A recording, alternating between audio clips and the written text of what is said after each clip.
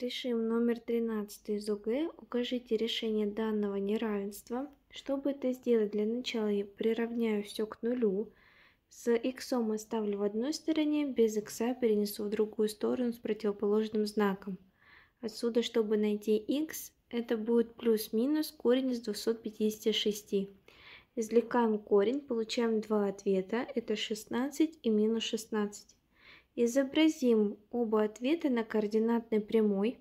Точки будут пустые, так как знак строгий. Минус 16 левее. Провожу параболу. У данной параболы ветки будут направлены вверх, потому что перед х в квадрате стоит положительное число. Результатом будет являться та часть, которая ниже находится оси иксов. То есть получается это промежуток от минус 16 до 16. Такой ответ есть, запишем его. На этом все. Подписывайся и ставь лайк.